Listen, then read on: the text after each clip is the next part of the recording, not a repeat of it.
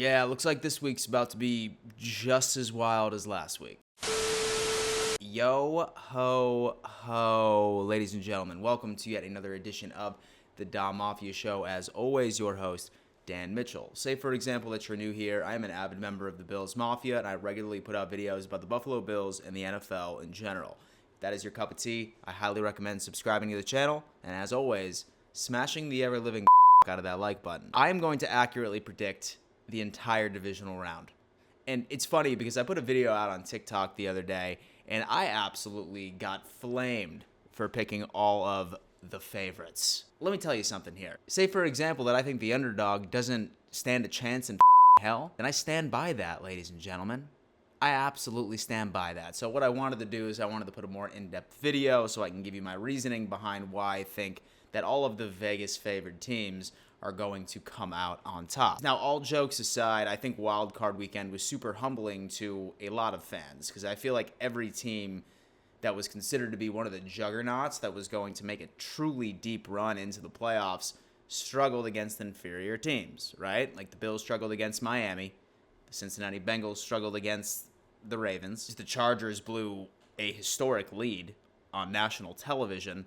So we really don't know. But now that it's coming into the divisional round, I think the right teams got healthy, and I think the road is truly paved. So in this video, I'm going to be going through each and every single game. I'm going to be giving you my take, final score prediction, and why a particular team is going to move on to the championship round from both conferences. So right before we dive into that, though, I do need to give a giant shout out to today's sponsor, and that just so happens to be BetUS. Now, do keep in mind, with all of my picks in this video, I am more than likely going to put together a little parlay between everything. This is one of the best sports books on the market today. I'm talking point spreads, I'm talking money lines, over-unders.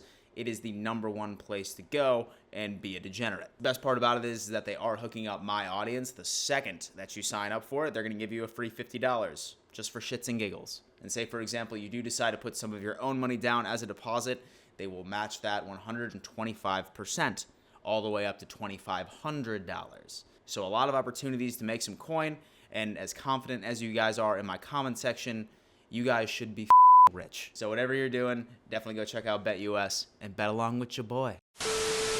Starting off, we have the Jacksonville Jaguars and the Kansas City Chiefs. Now, I'm sure everybody remembers that Trevor Lawrence and the Jacksonville Jaguars ended up pulling off a miraculous comeback this past weekend against the Chargers. The Chargers did what they always do. They absolutely choke, but at least they made the playoffs to do so. But looking back at that team, I thought that they really were resilient after a very rough first half. I mean, after the 4 interceptions, Trevor Lawrence looked like an absolute stud. They implemented the run game very well, and their pass rush really took it home. However, now you're going up against the Kansas City Chiefs, who, in my opinion, are legitimately at their fullest, most highest capacity health-wise is concerned, outside of Mecole Hardman, who I saw did not practice the other day. But this Kansas City Chiefs team, they are about at full force as humanly possible, and I'm sure that they are like praying to the football gods that they do not need to play a divisional opponent, where those just so happen to be one of their sloppiest performances all season was against those divisional opponents. So I'm sure that they're happy to go against the Jaguars. Now, I think it's possible that the Jaguars can come out and win this game as long as they can just absolutely feed the rock to Travis Etienne like he's a starving child in Chile or something along those lines, and the pass rush can get home. But if Trevor Lawrence turns the ball over 2 or 3 times, 4 times even, like he did last weekend, then a quarterback like Patrick Mahomes is definitely going to take advantage of that. So due to health alone and due to just what we have seen from the Kansas City Chiefs so far this year, and I have a feeling that they're about to go out there and just absolutely dominate, it's maybe one of those games where it doesn't really feel like a domination based off of the score, but I'm going to go ahead and call a 24-14 victory for the Kansas City Chiefs. The only reason I don't think it's going to be that much more high scoring is because the entire game plan from Jacksonville is going to attempt to just feed the rock to Travis Etienne, chew up clock, and make sure that Mahomes has very limited opportunities. But unfortunately, I think Mahomes is just going to ride home with every opportunity handed to him. So I have the Chiefs winning this one. New York Giants and the Philadelphia Eagles. Now, listen, I'm a huge Dable fan. I really am. I was very impressed that they ended up destroying the fraudulent Minnesota Vikings during Wild Card Weekend. I mean, what Daniel Jones ended up having, in my opinion, one of the best performances of his career. Saquon Barkley, thank God that man is healthy. He had so many doubters after just a couple of injuries, a streak of bad luck. But, I mean, he is one of the focal points of that offense by itself. So their defense did just enough to contain Kirk Cousins. But now you're going up against the Philadelphia Eagles. And when I tell you about the Philadelphia Eagles, this team can absolutely murk you in so many different ways. Whether or not that they just simply just want to pound the ball down your throat with the run game, they're going to put up 150, 180 yards each and every single day. Say, for example, that Jalen Hurts wants to whip the ball down to Devontae Smith or A.J. Brown. They can absolutely murder you that way as well. And the fact that this team has a full week of rest, they're pretty much 100% healthy. And even if Jalen Hurts isn't 100%, say that an 80% Jalen Hurts, he's going to absolutely make a mockery of the New York Giants defense. Now, don't get me wrong, I like the story, but there are mismatches all over the board. There are very few things that I think the Giants do better than the Philadelphia Eagles. The only way the Giants win this game is as if the Philadelphia Eagles go out there and lay a complete egg where they forgot how to play football over the bye week. I just think that this team is very, very talented. I think that they're about to make a run and they're going to march their way into the NFC Championship. Giants, it's been a great story. I don't think that they should have been here in the first place, but Brian Daboll ended up completely proving everybody wrong, and I'm really excited to see what this New York team will do in the future, but not this weekend. I got Eagles winning 35-13. Next up, Bills Bengals. Now, this one probably pissed me off the most because when I put that TikTok video out there and then I picked all of these teams to win, everyone was like, oh man, like you're just picking all like the chalk stuff. You're just picking the favorites. Let me tell you something.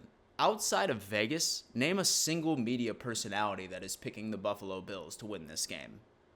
YouTubers, podcasters, national media hosts, literally anybody that is not a Bills fan is picking the Cincinnati Bengals to win this game.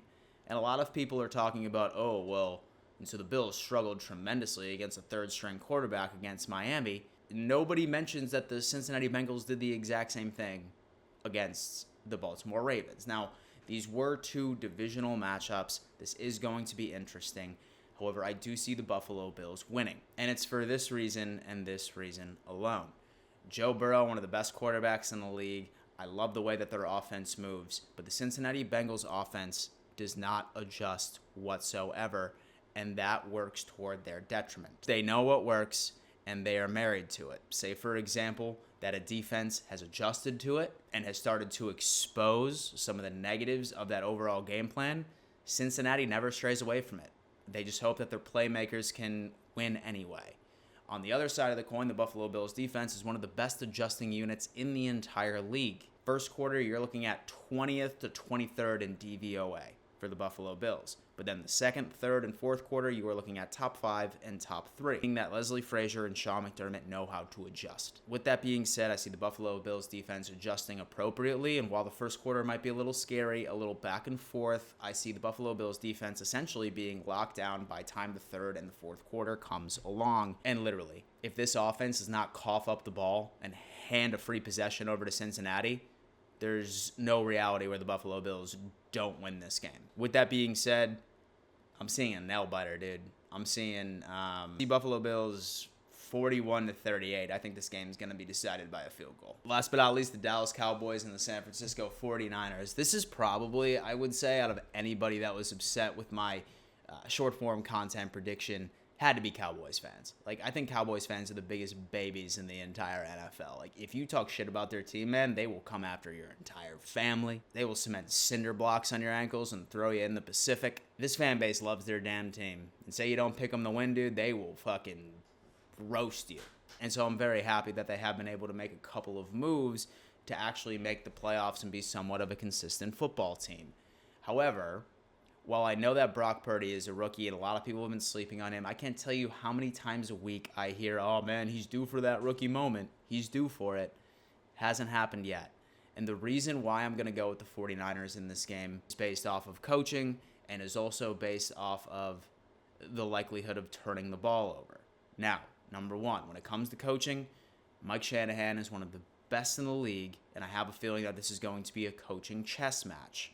Mike McCarthy, I think that he has been gifted in incredible defense. I think that his offense can get it done for him when he needs to, but I think Shanahan will be able to outcoach Mike McCarthy since both defenses really seem to be the exact same thing on par. Dallas can certainly take advantage of a few holes. He's right in the San Francisco secondary, but for the most part, I think that coaching is going to send the 49ers over top.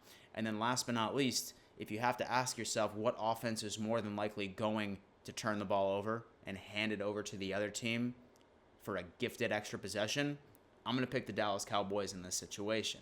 I think that they are more prone to make mistakes on the offensive side of the ball, and I think that the 49ers are far more disciplined, and their red zone efficiency is just through the roof.